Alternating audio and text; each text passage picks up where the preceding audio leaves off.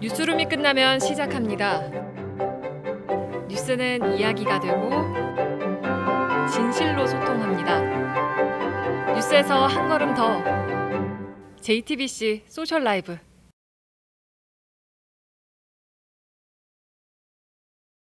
그리고요. 자유한국당은 한국은행이 경제 성장률 전망치를 상향 조정했기 때문에 경기 회복세에 있다 이런 의견을 제시를 했는데 실제로 0.1%포인트 4월에 올린 건 맞습니다. 그러나 지난해 1월부터 추세적으로 한번 보죠. 그렇게 되면 이어진 하락세를 끌어올릴 정도로 낙관하기는 어렵다는 반론이 제기될 수 있습니다.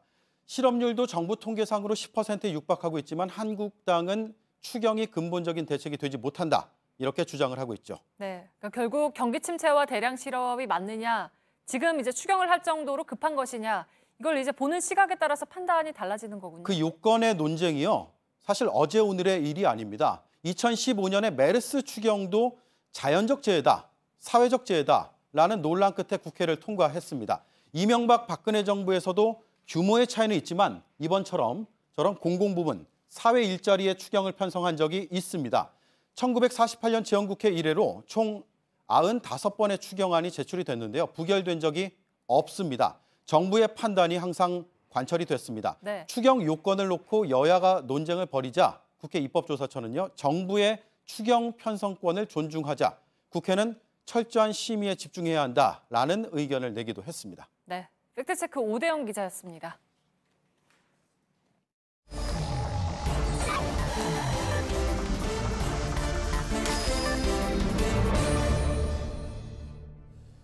자, 비하인드 뉴스 박성태 기자가 나와 있습니다. 어서 오세요. 예. 첫 번째 키워드는요? 첫 번째 키워드는 홍문종의 잠 못 드는 밤입니다. 예. 오늘 자유한국당 홍문종 의원이 요즘 당 걱정 때문에 잠을 못 잔다. 라디오 인터뷰에서 이렇게 밝혔는데요. 직접 들어보겠습니다. 예. 다 바퀴벌레라고 하고 다 빼버리면 그러면 뭐 1% 가지고 하겠다는 겁니까? 우리 당이 어떻게 미래를 겨냥하고 미래를 향해서 나갈 수 있을까 하는 생각을 하니까요. 정말 잠이 안 옵니다. 예. 예, 요약하면 친박을 바퀴벌레라고 칭했던 홍준표 전 경남도지사가 당권을 잡게 되면 뺄셈의 정치를 할 가능성이 큰데 그러면 당이 걱정된다. 그래서 말려야 된다는 얘기입니다. 예. 그런 표현도 했었던가요? 하도 많은 얘기들을 쏟아냈기 때문에 잘 기억은 안 나는데 양아치라는 표현을 썼던 건 기억을 나는데. 예, 바퀴벌레들이 기어나오고 있다라는 표현을 썼습니다. 자, 홍준표 전 지사는 아무튼 귀국을 했는데 이런 말을 듣고 또 가만히 있지는 않았을 것 같은데 어떻게 됐습니까? 그런데 특이하게 오늘 가만히 있었습니다. 그래서 측근에게 무슨 말이 없냐라고 물어보니까 요즘 홍 지사는 보수가 자숙해야 할 때다. 당분간 국민과 당원의 목소리를 듣는 시간을 가질 것이다. 이렇게 얘기를 했습니다. 예. 대선 때 홍 전 지사의 과격한 발언, 앞서의 바퀴벌레도 포함해서요. 이런 문제들이 논란이 많았는데 요즘 당권 경쟁을 앞두고 좀 말조심을 하는 분위기입니다. 예. 자유한국당 경선은 현재 홍비홍, 그래서 홍준표 대 비홍준표 구도로 시작이 되고 있는데요. 홍준표 전 지사와 친박계에서는 앞서 잠 못 드는 홍문종 의원, 그리고 핵무장을 주장하는 원유철 전 원내대표가 출마를 검토하고 있고 이 밖에서 나경원 의원이 출마를 저울질하고 있습니다. 예. 두 번째 키워드를 열죠. 두 번째 키워드는 추미애의 잡은 손으로 잡았습니다. 예. 오늘 문재인 정부 첫 고위 당정청 회의가 총리공관에서 열렸습니다. 추미애 대표가 나중에 등장을 했고 기념사진을 찍는데 지금 전병헌 정무수석이 장하성 정책실장을 추미애 대표 옆자리에 자꾸 앉히려고 하는 모습을 서게 하려는 모습을 볼 수가 있습니다. 예. 그런데 이제 결국은 옆자리에 서게 됐고요. 지금 화면 우측 하단에 보면 손을 이렇게 잡고 있지 않습니까? 이 전 장면을 보면 추미애 대표가 자꾸 장하성 실장의 팔짱을 낍니다. 예. 장하성 실장이 자꾸 뿌리치다가 결국은 실패했다가 지금 저 장면은 기념사진을 찍기 직전인데 이때 이제 슬그머니 손을 빼게 됩니다. 예. 이 모든 상황을 왜 우리가 이렇게 자세히 알아야 되는 건가요? 예. 사실 이제 추미애 대표가 예. 장하성 실장에게 친근감을 표시할 수도 있다. 예. 이런 해석도 있는데요. 예. 오늘 저 장면이 지금의 당청 관계를 상징적으로 보여주고 있다. 이런 그래서? 해석도 나오고 있습니다. 예. 즉 잡으려는 추미애 당대표와 벗어나려는 청와대 이렇게 해석할 수가 있겠는데요. 예. 오늘 추 대표의 발언도 이런 해석에 무게를 두고 있습니다. 직접 들어보겠습니다. 예. 협치국회의 근간은 당청 간의 긴밀한 협력 체계입니다. 시작부터 협치를 위한 협치에 빠지고 있지 않나 생각해 보아야 될 것입니다. 예. 예, 협치를 위한 협치, 즉 모양만 내고 있다는 얘기인데요. 예. 청와대가 당과 제대로 협치하지 않고 있다는 얘기입니다. 추미애 대표의 측근에게 이 발언을 물어보니까 당청 관계를 강조한 원론적인 이야기였다 이렇게 해석을 했는데 예. 민주당 내 다른 의원은 청와대 인사에 대한 불만을 추미애 대표가 표현한 것이다 이런 해석도 있었습니다. 예. 자, 마지막 키워드 열죠. 마지막 키워드는 셀프 수사 무한 루프입니다. 예. 검찰의 돈봉투 만찬 사건에 대해 노승권 서울중앙지검 1차장이 휘하의 조사 일부에 사건을 배당했습니다. 예. 그런데 노승권 1차장은 지난 4월 돈봉투 만찬 참석자입니다. 그렇죠. 즉 조사 대상자인데요. 그러니까 조사 대상자가 부하에게 나를 조사하라 이렇게 얘기한 셈입니다. 예. 이른바 저런 형태로 돼서 사실은 사건을 배당하고 조사 일부는 다시 배당한 사람을 조사해서 그러면 어차피 결과는 뻔한 예. 무한 루프가 되지 않겠느냐 이런 지적이 나오고요. 셀프 수사기 때문에 지난해 검찰에서도 우병우 민정수석을 당시 수사할 때도 비슷한 무한 루프가 있었습니다. 예.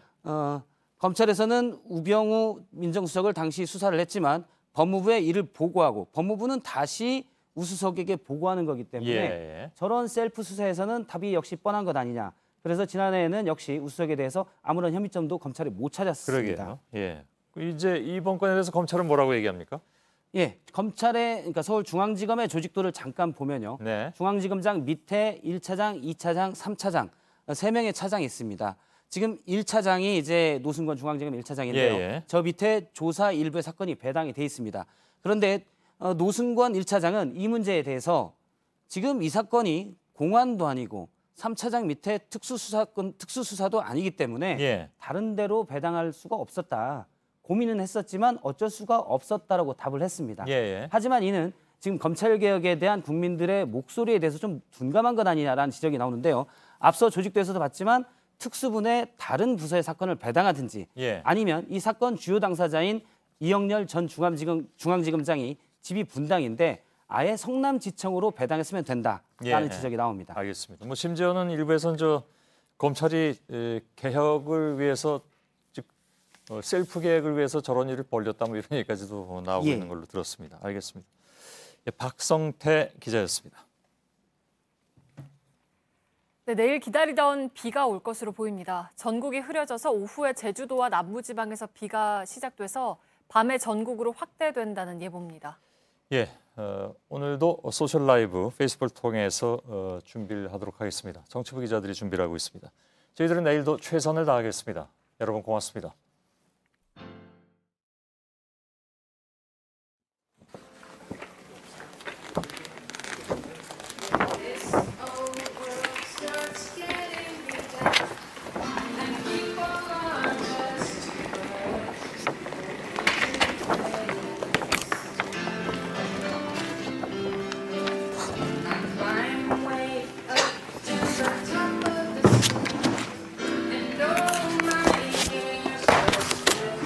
조금만 더 나가도록 해줘.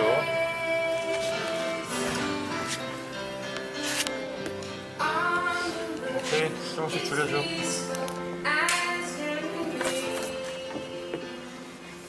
오케이, 소셜 라이브 정치부 청와대 출입 기자들이네요. 오늘 어떤 내용입니까? 네, 오늘은 우선 2가지 정도 준비해봤는데요. 첫 번째 선배 말씀. 네, 오늘은 일단 그 연이은 임명 철회 배경과 관련해서 저희가 좀 뒷얘기 들어본 것들에 대한 것을 좀 전해드릴 예정이고요. 또 하나는 오늘 또 한 사람이 그만뒀죠? 그렇습니다. 그럼 배경과 관련해서 말씀드릴 예정이고 또 하나는? 네, 또 하나는 이제 요즘에 청와대 그 춘추관 분위기가 되게 설레임이 되게 가득한데 한미 정상회담 관련해서 순방 일정들이 있잖아요. 이 관련한 또 뒷얘기랑 또 회담에서 어떤 뭐 얘기가 오갈지 저희 이야기 나눠보려고 합니다. 예, 알겠습니다. 그냥 물어만 보고 저희들은 갈게요. 알겠습니다. 네. 페이스북으로 보겠습니다. 재밌는 얘기들이 많이 나올 수 있도록 하겠습니다. 네. 네. 네, 그래요. 네, 수고들 많습니다. 네, 예. 감사합니다.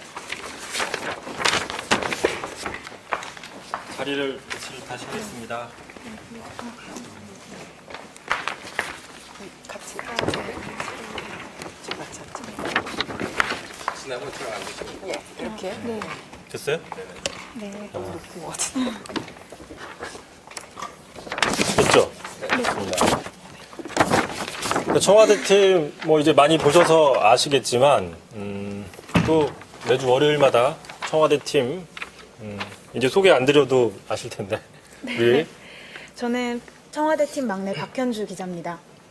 저는 청와대 이진 정재윤 기자입니다. 네, 저는 이 청와대 이 두 친구들을 같이 이렇게 하고 있는 이성대 기자고요. 자, 그 전에 이렇게 빨리 사장이 손 사장께서 이렇게 빨리 나갔냐고 궁금해하는 그 시청자분들 많이 있을 것 같은데 별일은 있는 게 아니라 오후가 아니구나 밤에 뭐 선약 약속이 좀 있는 것 같아요. 그래서 오늘은 조금 시간을 오래 뺄 수가 없다. 그래서 좀 그만큼 우리가 이야기를 할 수 있는 시간이 더 늘었다라는 것 때문에 저희는 좋습니다. 그래서 시청자분들이 안 나가주시고 저희가 하는 것도 좀 지켜봐 주셨으면 좋겠습니다. 비록 이제 손 선배는 나가셨지만 저희가 참고로 하는 미리 거는 말씀드리면 이제 오늘이 마지막이죠. 네, 들어오기 10분 전에 선배한테 그 얘기를 들었는데 이렇게 매주 뭐 월요일 또 지난주는 수요일이었지만 이렇게 매주 찾아뵙는 시간이 오늘이 마지막이라고 선배가 다시는 이제 몇 개월째 여기 못 나올 수도 있으니까 잘 불살라서 하라고 말씀하시더라고요. 제가 이제 불살르는 거. 네, 이건 또 뭐 갈군에 뭐네 또 이런 얘기 나오게. 아닙니다. 뭐 알아서 눈치껏 해요. 네. 자, 이렇게 해주시고. 네. 자, 바로 들어가기 전에 청와대 오늘 자, 바로 말 나온 게 박 기자 오늘 청와대 생활, 청와대 기자로서 어땠어요, 오늘 하루 종일? 일단 오늘은 아침부터 굉장히 긴장을 했는데 아침에 보면 춘추관장이 그날의 기조를 설명하는 시간이 있습니다. 근데 이때 춘추관장이 정확하게 바쁜 하루가 될 것이다. 그리고 오후에 특히 바쁠 거니까 체력 비축을 해두라라는 이야기를 했습니다. 그래서 실제로 오전에는 청와대 굉장히 조용했는데 오후에 정말 시간이 어떻게 갔을지 모를 정도로 정신이 없었습니다. 아, 오전에 이미 네. 바쁜 하루가 될 거다. 체력을 네. 비축해둬라. 라고 했는데 오늘 정말 바빴어요, 정 기자? 오늘 실제로 정말 정신이 없었고요. 이제 여러 가지 일정들이 있었는데 그 중에서도 뭐 저희 앞서 리포트나 이런 뉴스 통해서 보셨겠지만 이제 사드 보고 누락과 함께 또 여러 가지가 있었죠. 또 뭐가 있었죠? 사드 보고 누락 그 브리핑이 있었고 동시에 또 그 수석 저희가 보좌관 얘기할, 회의, 수석 보좌관 회의 발표가 이렇게 겹쳐서 있었고요. 그리고 그 직전에 또 이미 내정됐던 걸로 알려졌던 인사 한 명이 이제 그 자리에서 임명 물러나게 철회를 됐다. 하는 예. 이런 이제 보도가 내정 나와서 철회. 이런 부분에 대한 이제 확인 절차나 이런 부분들도 이제 청와대 측에서 설명을 했는데요. 이런 것들이 한꺼번에 겹치다 보면 사실 저희 기자들은 이제 마음속으로 준비하고 있던 것들이 있는데 이런 일정들이 다 꼬이게 되는 겁니다. 이제 갑자기 뭐가 나오기 시작하면 이제 박현주 기자 같은 경우는 굉장히 네. 열심히 또 막 워딩을 풀었죠. 예, 오늘 특히 브리핑이 그 윤영찬 국민소통수석이랑 박수현 대변인이 같이 나와서 각각 다른 주제로 동시에 브리핑을 하고 백브리핑을 하고 그 이후에 또 뭐 백브리핑을 하는 그런 상황이었어요. 그래서 더 정신이 없었던 것 같아요. 그리고 재밌는 게 이제 반장도 아시겠지만 저희가 2층에 주로 이제 2층에서 브리핑을 하는데 이제 백브리핑이라고 해서 이제 공식적으로 마이크에 대고 얘기하는 거 외에 따로 기자들에게 질의응답이나 이런 걸 받는 걸 백브리핑이라고 하는데요. 이런 거를 요새는 1층에서 자주 해요. 반장도 많이 가셨죠, 요새는 1층에서 해서. 그렇죠. 네, 1층에서 자주 하고 또 1층에서 하는데 이제 그 발표자를 브리핑을 한 뭐 수석이나 대변인이 나갈 때 또 따라 나가야 하잖아요. 나가서. 그래서 저는 항상 선배를 보거든요. 선배가 여기로 가시면 나는 여기 있어도 되겠구나. 선배가 나눠서. 질문을 하고 있으면 나는 따라 나가야겠구나. 이렇게 네. 팀워크로. 굉장히 굉장히 우리가 괜찮았어요. 네, 호흡이 잘 괜찮았습니다. 맞았습니다. 네, 딱 봤더니 선배가 수석을 따라 부르는 대변인을. 네. 되게 여유 있게 하네요, 오늘 박 기자. 네, 오늘 마지막이라고? 그래서 별로 바쁜 하루 같지가 않네, 얘기하는 거 보니까. 뭐 어쨌든 간에 체력을 많이 안 쓴 것 같아요. 체력이요? 아닙니다. 자, 어쨌든 간에 오늘 뭐 바쁘다고 했는데 지금 사드 보고나 이런 것들 때문에 조금 묻혀 있는 것 같긴 한데 바로 아까 이야기했었던 주제 있었죠. 김기정 국가안보실 제2차장이 급작스럽게 그만뒀어요. 자, 간단하게 한번 내용 먼저 정 기자가 한번 설명을 해주시죠. 네, 일단 국가안보실의 차장인 그 2차장 김기정 차장이 이제 임명 철회가 됐는데 임명 철회가 아니라 이제 청와대에서 정확한 그 공식 발표는 본인이 직접 사퇴를 한 거다, 사의 표명을 했다 이렇게 밝혔습니다. 그래서 그 이유가 이제 여러 가지 이유가 있는데요. 일단은 지금 병원에 있다고 이렇게 밝혔습니다. 건강이 좀 악화가 돼서 건강상 문제로 인해서 병원에 있다. 때문에 이제 건강상 이유가 있다. 또 그 외에 다른 또 문제들이 있는데 그 문제들은 사실 저희가 아직 좀 취재 중입니다. 그래서 얘기를 그렇죠. 하기가 좀 언급하기가 뭐 좀 사실 네. 기자들이 보통 뭐 공식 기관들, 뭐 그 청와대도 포함이 됩니다. 공식적으로 밝히는 이유를 고지그대로 믿질 않아요. 뭐 아까 뭐 사드 같은 경우에도 위승우 국방부 정책실장이 다 했다고 하는데 기자들이 과연 믿겠습니까? 정말이에요? 라고 다 반문을 하기 때문에 자, 병원에 갔다. 뭐 개인적으로 아파서 그만뒀다. 믿는 기자 아무도 없습니다. 뭔가 다른 이유가 있을 거겠죠. 왜냐? 국가안보실 2차장이라는 게 차관급이죠. 차관입니다. 차관. 뭐 예를 들어 국토교통부의 차관인데 갑자기 그만뒀어요. 근데 아파서 그만뒀다고 하면 누가 믿겠습니까? 예, 그리고 또 그 취재를 좀 했죠, 박 기자가. 예, 그래서 좀 이유가 뭐예요? 저도 이유를 직접 말하기는 부담스러운 게 이렇게 정확하게 알지는 못하는데 선배처럼 약간 의구심을 가진 건 수석이 말한 그 문장 자체에 시중에 도는 구설 등에 대한 도의적 책임을 지고라는 말을 뭐라고 다시 한 번만? 시중에 도는 구설 등에 대한 도의적 책임을 졌다고 했어요. 이게 청와대 임명 철회 사유를 밝히면서 쓸만한 표현으로 보기엔 굉장히 이례적이잖아요. 그렇죠. 이례적이죠. 시중에 떠도는 구설에 네. 구설이 맞아요? 예, 시중에 구설이라고 떠도는 되어 있습니다. 구설에 도의적인 책임을 졌다. 네. 그럼 이제 이렇게 얘기해버리면 이 시청자분들은 시중에 떠도는 구설이 뭔지에 대해서 얘기해달라고 많이 얘기할 수 있어요? 저는 아직 좀 더 취재를 해보긴 그러니까 아는데 예. 얘기할 수 없는 거예요? 아니면 아직 취재가 안 된 거예요? 그냥 이 생각도 해보고 저 생각도 해보는데 이게 혼자 맞나? 생각만, 네. 그러니까 취재라는 건 아니고 네, 그냥 이런 거 아닐까 저런 거 아닐까. 네, 그러니까 그리고 말을 하긴 좀 애매한 그런 구설이라는 거죠. 예. 그래도 그냥 뭐 알아서 생각을 하셔야 될 것 같은데 시청자분들이. 그래서 일단 청와대 쪽에 저희가 뭐 공식적으로 이게 어떤 문제냐라고 물어봤을 때 정확한 답변을 하진 않았습니다. 하지만 이런 얘기를 했습니다.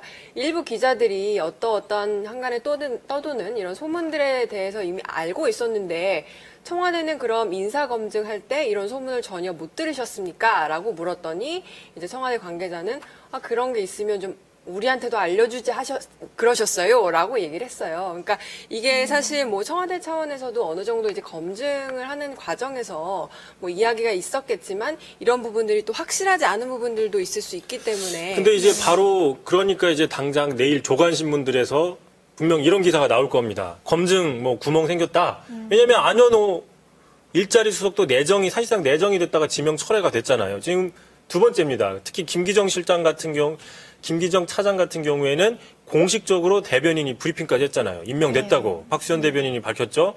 일요일인가? 언제였죠?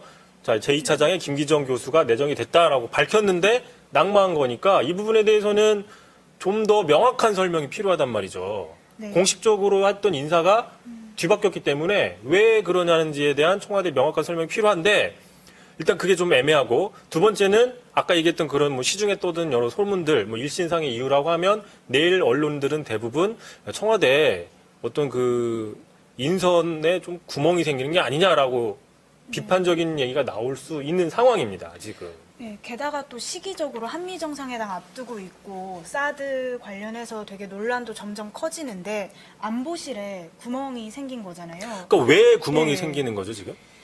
네, 그리고 이게 이제 뭐 일부 관계자들은 뭐 관계자들을 하긴 그렇고 이제 일각에서 지적하는 부분은 이제 안보실 인사 같은 경우는 좀 청와대에서 일부러 좀 속도를 빨리 하려고 했던 그런 측면이 없잖아 있다라는 얘기가 나와요. 그러니까 지금 사드 문제나 이런 것 때문에 사실 안보실 인사가 굉장히 급한 상황이었기 때문에 이제 사람을 고르다가 보니까 이제 이런 좀 검증에 있어서 좀 이제 빨리 하다 보니까 이런 문제가 생긴 거 아니냐 이런 이제 이야기들이 나옵니다. 근데 그런 얘기도 있었습니다. 원래 국가안보실 지금 정의용 실장이 있고 1차장, 2차장 두 개가 있어요. 차장, 그러니까 차관급이. 1차장은 군인 이상철 1차장이 가 있고 2차장이 이제 어떤 교수 또 이제 안보 외교 쪽에 지중한 김기정 교수가 됐는데 애초에 나왔던 얘기로는 2차장이 원래 다른 사람이 있었다. 다른 사람이 뭐 내정은 아니죠. 다른 사람이 더 물망에 올랐는데 그 양반이 그 양반이라고 해도 되겠죠. 뭐 그 인사가 자기가 안 가겠다 뭐 이런 식으로 고사를 하면서 갑자기 김기정 교수로 돌아갔던 얘기는 있습니다. 뭐 그걸 하나 증명해주는 예가 뭐냐면 김기정 교수가 원래 국정기획 자문위 지금 인수위 역할을 하는 국정기획 자문위가 있어요. 거기 외교안보 분과의 교수를 했단 말이죠. 위원을 했단 말이에요. 근데 그때 그 위원들이 발표가 됐을 때 아 여기 들어간 사람들은 청와대나 내각으로 가지 못할 사람들이다 라는 얘기가 많았어요. 근데 김기정 교수는 거기 들어가 있었는데 어느 날 갑자기 안보실의 2차장으로 발탁이 됐단 말이죠. 점심까지도 본인은 모른다고 했었거든요. 아 그러니까 이게 누군가 뭔가 원래 있었던 인선이 급격하게 바뀌면서 김기정 교수한테 갔다라는 그런 얘기들이 나왔었는데 이번에 또 결국에는 좀 이런 일이 벌어지면서 뭐 일각에서는 뭐 검증을 이제부터는 본격적으로 하다 보니까 오히려 그동안 놓쳤던 것들을 하나하나 찾다 보니 이런 게 생긴다. 오히려 청와대의 검증 시스템이 제대로 돌아가고 있다라는 방증이라는 얘기도 하고는 있습니다. 이제 이렇게 이제 문제가 하나씩 둘 불거지다 보니까 지금 인사 속도가 굉장히 좀 느려졌다 이런 얘기가 매일같이 나오거든요. 물어보죠. 인사에 대해서. 항상 인선이 있냐고 물어보는데 뭐라고 지금 대답해요?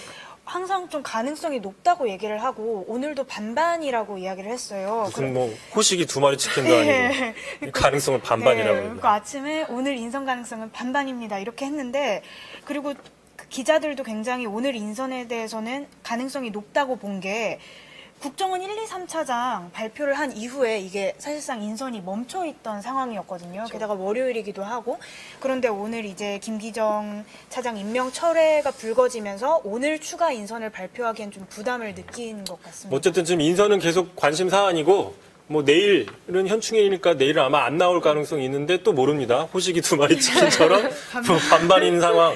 뭐 박수현 대변인은 40% 뭐 이렇게 구체적인 수치까지 맞습니다. 이야기를 하던데 네.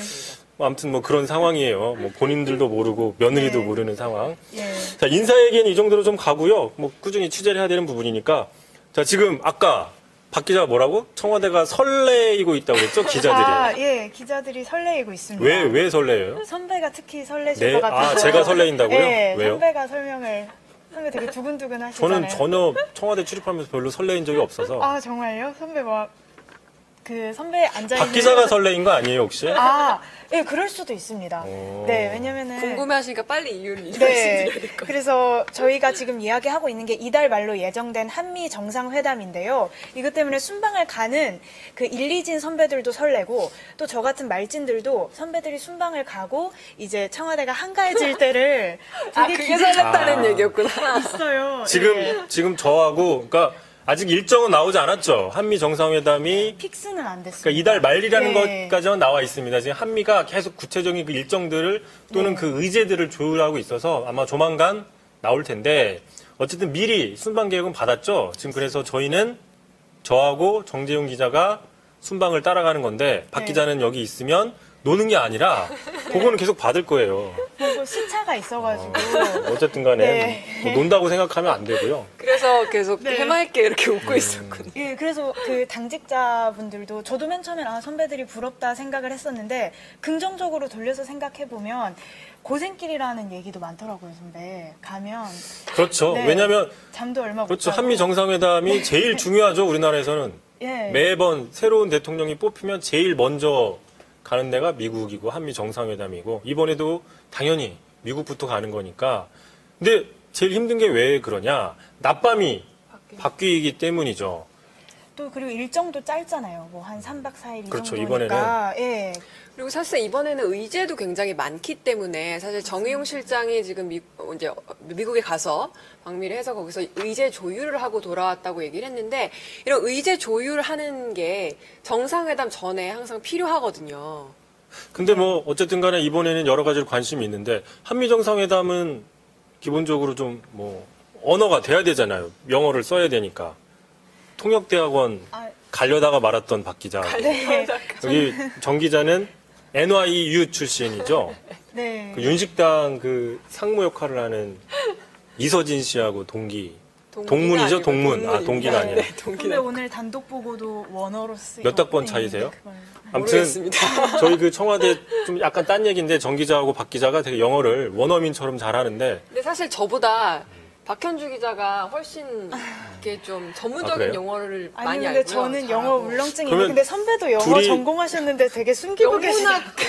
둘이 영어를 좀 해서 영문학 전공 아니, 영어 전공하셨죠. 네. 그 이진을 잠깐 말을 돌리시는 것 같은데. 한 사람 가는 걸 바꿀 수가 있어요. 둘 중에 누가 더 영어를 잘하나 이걸 좀 제가 봐서 잘하는 사람을 데리고 가는 걸로. 트럼프한테 저기 질문 좀 하려면 그 얘기하다가 갑자기 맞았는데 지금 한미 정상회담 낮과 밤이 바뀌었다. 이제 기자들이 힘든 이유가 있습니다. 낮과 밤이 바뀌었기 때문에 네. 자, 거기서는 일하는 시간은 여기는 밤 시간이죠. 근데 거기 자야 될 시간이 여기는 또 뉴스하는 시간이라서 잠은 못 자고 일을 해야 돼요. 그래서 옛날에 다녀왔던 남궁욱 기자가 있어요. 남궁욱 기자 찾아보면 있을 겁니다. 남궁욱 선배인데 그 양반도 한 2시간 자고 일을 했다고 해요. 한미 정상회담 가면. 그래서 혼자 가면 힘들어요.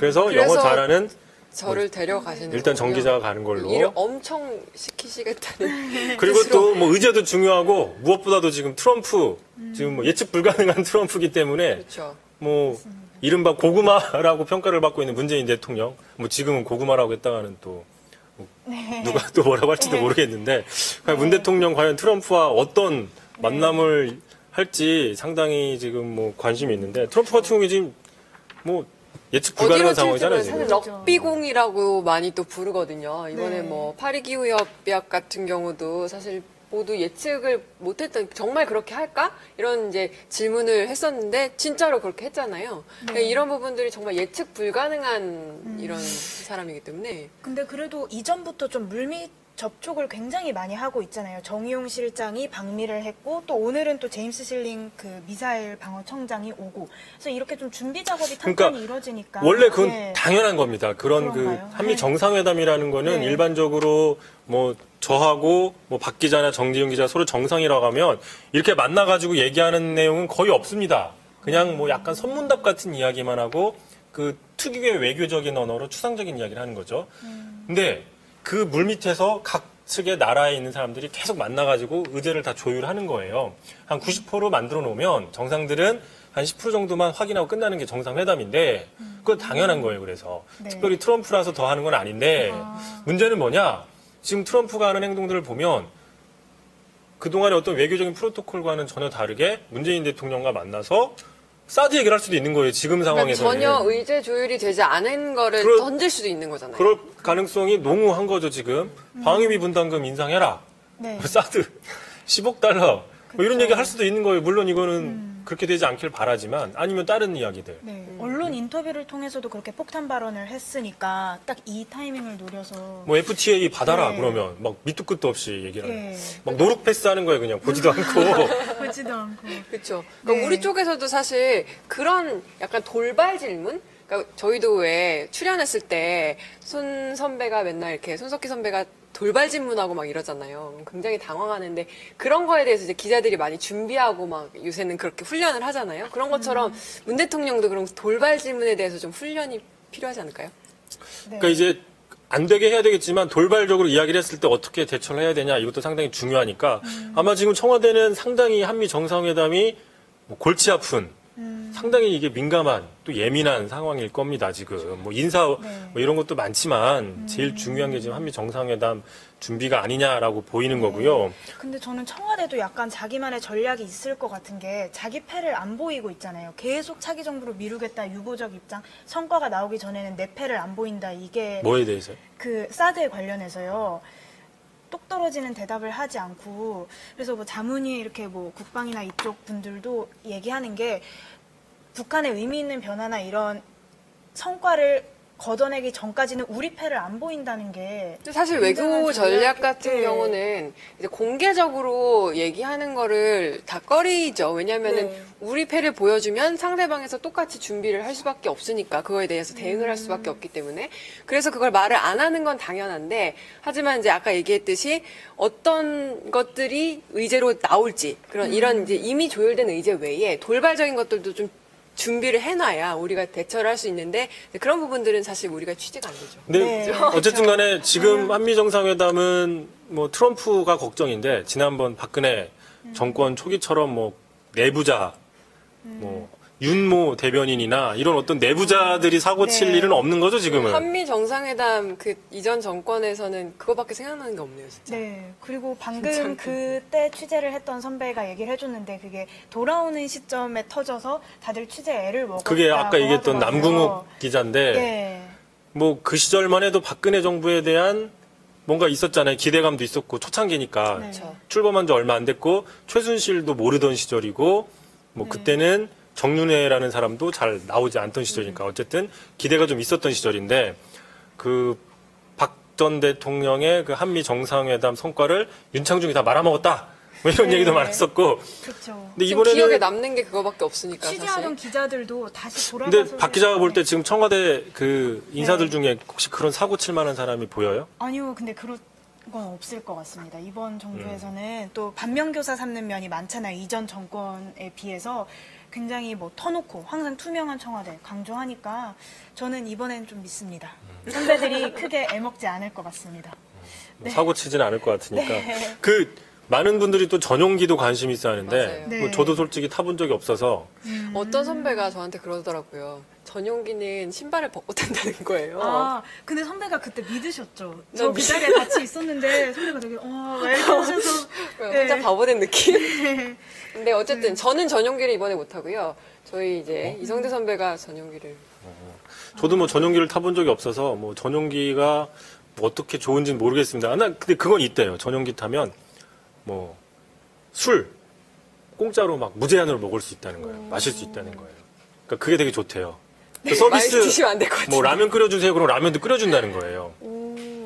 라면은 그래서. 근데 그냥 끓여줍니다. 원래 비행기 타면 이렇게 요청을 하면요. 원래 선배 끓여줘요. 비행기를 네. 아 이코노미도 끓여주나? 예, 끓여주는데 그게 다른 얘기를 하면. 승객들한테 아, 냄새가 미리. 날까봐 저도 용기 있게 이렇게 손을 못 들었는데 원래 해줘요. 선배. 그렇구나. 아무튼 네. 뭐 어쨌든 간에 뭐 좀 더 좋은 라면을 끓여주겠죠. 전용기니까. 그게 과연 이제 그럴까요? 앞부분이 그 대통령이랑 뭐 참모진들이 타고 이렇게 좀 분리가 돼 있죠. 이렇게 기자들은 또 따로 타는데 물어보니까 그냥 이코노미석인데 조금 넓대요. 그러니까 어차피 개조를 한 비행기이기 때문에 그 앞, 프리미엄 이코노미 정도. 뭐 그 정도 되나 봐요. 앞뒤 뭐 제가 프리미엄을 안 타봐서 모르겠는데 조금 넓대요. 그래서 편하다고는 하는데 뭐 어쨌든 간에 제가 타보고 전용기 얘기는 6월 말에 한미 정상회담 갔다 와서 바로 또 독일도 가야 되잖아요. 예, 그래서 G20이 있죠. 예, 춘추관 직원들이 막 여권 쌓아놓고 요즘에 야근하는 게 이게 일정이 맞물리니까 한미 정상회담 끝나고 얼마 안 있어서 바로 G20. 그러니까 G20은 날짜가 나와 있잖아요, 지금. 7월 6, 7일인가? 1박 2일인가 독일 맞습니다. 네. 함부르크인가요? 아무튼 독일에서 1박 2일 일정으로 G20이 있어요. 거길 바로 가야 돼요, 지금. 그래서 여차하면 워싱턴이나 이런 데를 갔다가 우리나라에 찍고 바로 나갈 수도 있고 뭐 이런 식이에요, 지금 상황이. 거기서 바로 가는 게 오히려 바로 나을 갈 수도 수도 있고 있겠네요. 뭐 그건 아무도 모르죠. 뭐 그런 상황인데 뭐 독일은 그럼 박 기자가 혹시 아니요, 저는 그냥 춘추관을 지키는 독일도? 걸로. 예, 청와대 춘추관 지키는 걸로. 아무튼 저희가 이 전용기를 네. 탄 이후에 한 7월 중순쯤에 다시 한번 이렇게 전용기 탄 사람만 소셜 라이브를 하면서 전용기 내부가 선배가 직접 사진을 찍어오시는 걸로. 직접 찍고 전용기 내부가 어떻게 생겼는지 전용기에서 정말 뭘 파는지 신발은 안 벗고 거기서 타는지. 끓여 먹을 라면 같은 거 인증샷을 찍어서 인증샷. 한 7월 중순 소셜 라이브에서 한번 제가 그 안에 찍어도 돼요, 선배? 그건 아마 상관없을걸요? 그래요? 몰라요. 어. 만약에 그게 뭐 비밀이면 어쩔 수 없는데 네. 비밀이 아니라고 하면 제가 다 그걸 샅샅이 시청자 여러분들한테 공개를 해드리겠습니다. 자, 뭐 더 할 얘기가 없죠 지금. 시간이 거의 다 된 것 같더라고요. 네. 시간은 다 된 것 같은데 네. 아까 얘기했듯이 이제 오늘이 청와대 팀으로 마지막입니다. 뭐 이번 주 토요일이 한 달이 되는 날이죠. 문재인 정부 한 달이 네. 되는 날인데 그냥 주로 따지면 지금 한 4주차쯤 됐죠 저희가. 너무 길었죠 지금. 어때요? 네. 저도 이제 처음에 선배 두 분이랑 그 등산 얘기를 했던 게 다시 기억이 나더라고요. 그랬었는데 이제 또 한미 정상회담이 얼마 안 남았다 이야기를 하니까 감회가 새롭습니다. 그래서 또 다음번에 선배 다녀오고 기회가 생기면 또 다시 소셜 라이브 나와서 좋은 이야기 많이 전해드리겠습니다. 그러네요. 등산으로 저희가 처음 시작했죠. 그 등산 네. 적폐를 청산해야 되는데 아직도 등산 적폐는 청산되지 않은 느낌입니다. 선배 또 고생하고 올 느낌입니다. 정 기자는 어땠어요? 저도 지금 이제 4주라고 하니까 사실 이게 믿기지가 않아요. 너무 많은 일들이 있어서 이게 느껴지는 거는 뭐 4주 이상 되는데요. 저희가 이제 소셜 라이브를 통해서 뭐 이런저런 비하인드 얘기를 많이 전해드리려고 노력은 했는데 그게 시청자 여러분들한테 전달이 제대로 됐는지는 잘 모르겠어요. 그러니까 저희가 좀 더 이제 분발해가지고 나중에 다시 찾아올 때는 더 새로운 얘기를 많이 가져올 수 있도록 취재도 더 많이 해가지고 그렇게 오겠습니다. 아니 뭐 충분히 두 기자 열심히 잘했고요. 제가 볼 때는 뭐 나름 충분히 다 잘했습니다. 오늘 너무 훈훈하게 마무리해 주시는 거 아닌가요? 뭐 끝나고 또 회의를 한번 하는 걸로 하고 아무튼 그 청와대는 여전히 지금 관심의 대상이기 때문에 기자들도 계속 그 예의주시하고 있고 뭐 지금 제일 중요한 데죠. 정보들이 그렇죠. 제일 많고 지금 제일 많은 일이 일어나는 곳이니까. 저희들이 더 정확한 소식 전해드리고 또 청와대가 잘못하는 것들 그때그때 바로바로 좀 비판을 하는 그런 언론의 역할을 좀 하도록 하겠습니다. 자, 오늘 늦은 시간까지 시청해 주셔서 감사드리고 더 마지막으로 할 얘기 있어요? 다음번에 찾아뵐 때는 좀 더 청와대 속속들이 아는 기자가 되어서 찾아뵙겠습니다. 지금도 많이 알아. 박 기자는 많이 알고 있어요. 네. 오늘 정말 훈훈하게 마무리를 해주는 이선배께 감사드리고. 네, 시청자 여러분들 정말 감사드리고요. 앞으로도 저희가 또 좋은 소식 가지고 찾아오겠습니다. 네, 인사드리겠습니다. 네. 감사합니다. 뉴스룸이 끝나면 시작합니다. 뉴스는 이야기가 되고 진실로 소통합니다. 뉴스에서 한 걸음 더 JTBC 소셜 라이브